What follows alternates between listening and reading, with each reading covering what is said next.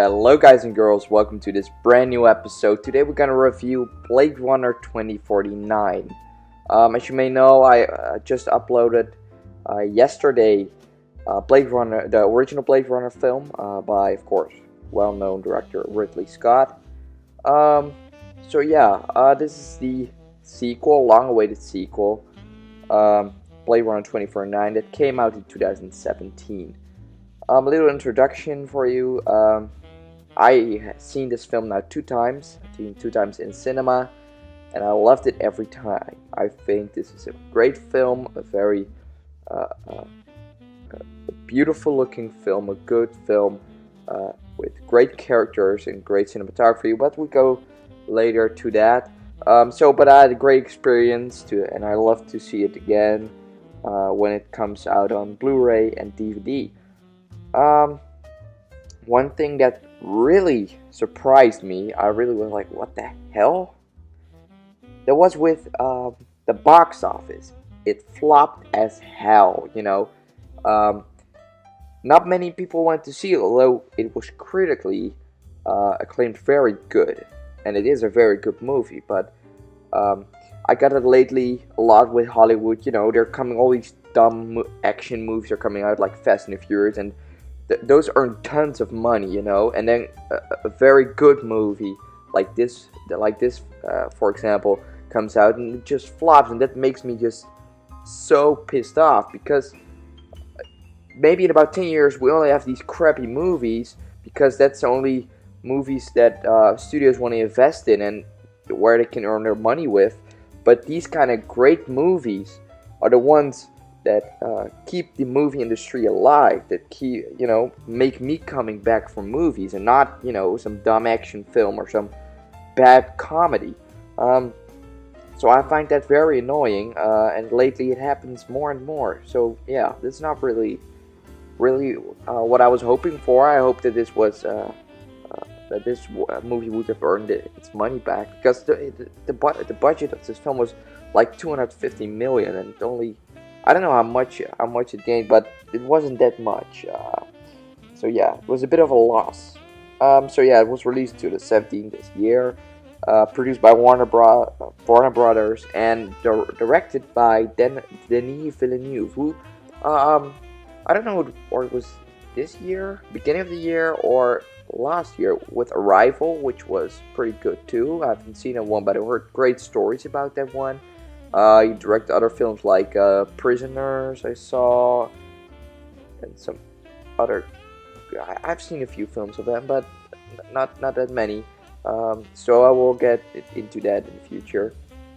I got a significant cast with Ryan Gosling, Harrison Ford, of course, is great return as police officer Deckard, or the Blade Runner. Sylvia Hoeks, a Dutch actress. I'm Dutch, my brother's Dutch, and it's great to see another Dutch actress starring in a Blade Runner film, because of course in the first Blade Runner film, it's Rutger Hauer, a great Dutch actor who played in this film, and a pretty big role, just as Sylvia Hoeks playing in this film. So it's always fun to see a Dutch, a famous Dutch actor or actress playing in a movie. Got it always with Paul Verhoeven and what is it? Michiel Huisman, who plays Dario in the movie, in the TV series Game of Thrones, and of course Paul Verhoeven for RoboCop, Total Recall, and Starship Troopers. And you got many more famous movies, but we get into that in the future. Just stay tuned for that. It's the sequel to the 1982 film. A lot of people who worked on this film had worked on the first Blade Runner. For example, the script writer, some of the cast members, of course, and the crew. Many came back, so that's always good. Same thing happened to Star Wars. Many old cast and crew came back for The Force Awakens. So that's always a thrill to see, and that's why this film probably looks that much just like the old one. You really feel that it's in the same universe. So yeah, I really like that about this film. So, the summary, what's this movie about? It's about 30 years after the events of the first film. A new Blade Runner, LAPD officer K, played by Ryan Gosling, unearths a long-buried secret that has the potential to plunge what's left of society into chaos. K's discovery leads him into a quest to find Rick Deckard, of course played by Harrison Ford, a former LAPD Blade Runner who was been missing for 30 years. So that's a little, what it's about. So my thoughts about this film. I loved it. I thought it was. I think now already it's the best movie of the year. I hope it's gonna win some things, the Oscars or something. This movie is really a beautiful film, and it reminds me of why I love movies. My thoughts, the ups. I love the music. The music, I don't know. I saw in the end credits. I don't remember his name. He was the music director. He was co-director of the music. Was Hans Zimmer, who of course directed many more scores, like the Batman trilogy, Dunkirk from this year, The Lion King, many great films. He's like the second John Williams. John Williams is the purest of all. He makes the best movie soundtracks, but he's a very good one too. He does a great job. The characters are phenomenon. The actors play their roles superb. It's really awesome. Again, just like in the first one, there's not much dialogue, but still they handle it very great with the emotion and the it's a great. The characters are great in this film, and I think the best thing about this film is the cinematography. The cinematography is so good. It's one of the best looking films I've ever seen.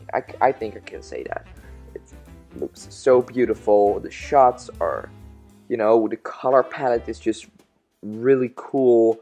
You got some really cool white shots, and every time I saw this dystopian Los Angeles in 2049, it gave me chills, seeing all these spinners flying around, and having this great wall with the sea splashing against it. This world felt real to me, and that's really outstanding of this film. I got some downs. I want to immediately tell a story what happened in the cinema when I saw it. It's too long. I think there are certain scenes that could have been cut to make it more appropriate for nowadays theater audiences.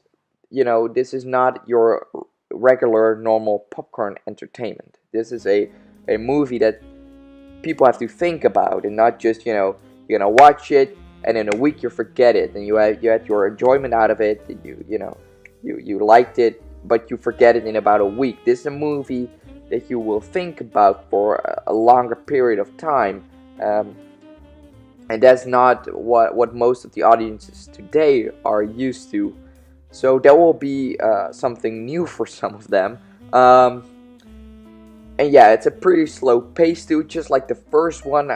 For me, it's not that down, but for other people, it can be resisting. Maybe they won't watch this film because of this is killing them. If you don't like too long and slow paced movies, this is maybe not something for you.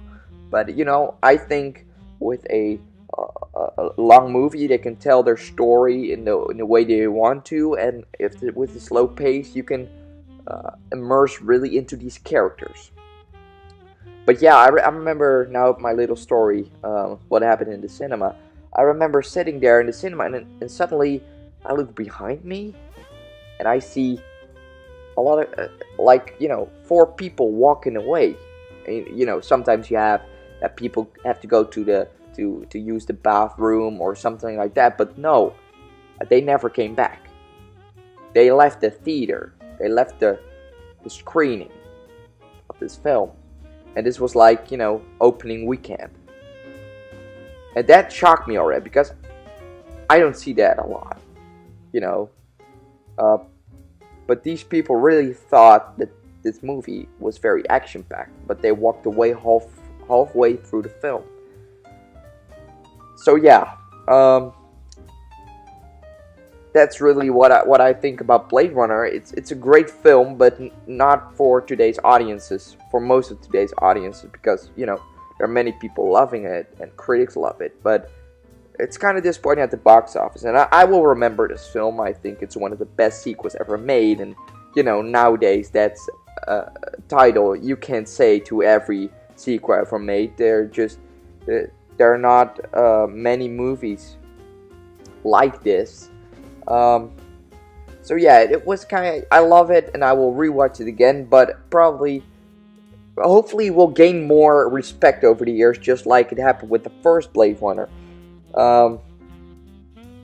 So the people over the years will more understand it and more immerse themselves in this world.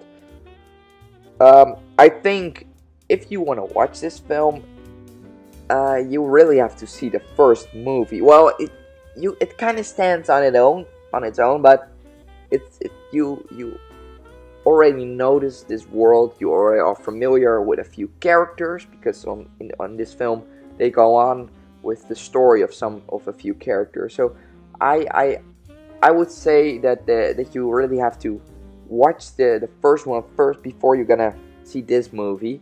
But you don't really have to. But I would say you have to, but you don't really have to. I would recommend it. So yeah, I'm gonna give this movie a 8.4. I think that's a number it deserves. And now I'm wrapping up my that's the Blade Runner review 2049. So what can you expect? The next review I'm going to do is The Room. Yes, I thought let's do a very bad movie right now. I just want to do a very bad movie. I want to rank the shit out of it. So look forward to that. And after The Room, I'm planning to do the whole Nightmare on Elm Street series. So yeah, from the Nightmare on Elm Street, the first Wes Craven film from 1984, to the 2010 remake. And I include Freddy vs. Jason. I'm gonna do that one too. So yeah, that will be tough. I'm now busy with the script of the first review. I'm gonna do, of course, the first Nightmare on Elm Street film. So look forward to that. I'm not gonna, I would appreciate it if you like, subscribe, comment, and share. And hopefully, I will see you next time. Bye, guys.